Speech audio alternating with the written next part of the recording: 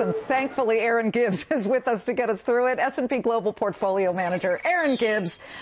Tell me your whole thought about this week's moves and what our investor audience should glean from this. Yeah, so one, this is a real shift, and we were worried about that because it looked like we were going to get the Santa Claus rally, and it just fell apart this week. And obviously, trade wars are still first and foremost in everybody's concerns. Oh, so Robert Wolf is right. I would have thought the Fed, but... Well, the Fed definitely has been dragging financials down for the last 2 days, but we still see those companies that have high exposure to any type of tariffs, they've been pulled down, particularly those industrials. And for us, that really seems like the biggest concern of like an overall drag on the economy. And when you look at those international markets, the countries with the biggest exports, the countries that have the biggest concerns about tariffs, right, they have been down like 4 or 5%. It makes the U.S. look absolutely sanguine.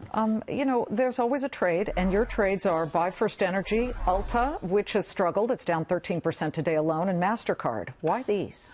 So First Energy, definitely the more defensive. It's a utility company. You get that nice 4% dividend yield. It's sort of your safety net, but it also has potential for growth. They've been going through transition, spinning off some unprofitable areas.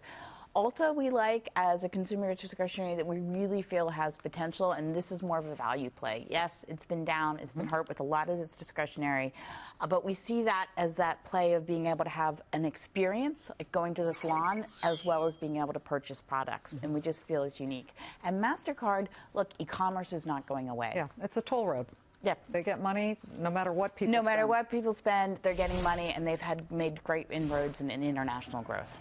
Erin Gibbs of S&P Global, thank you. She wore red, I wore green. She wins out. The markets are red for the week, for the day.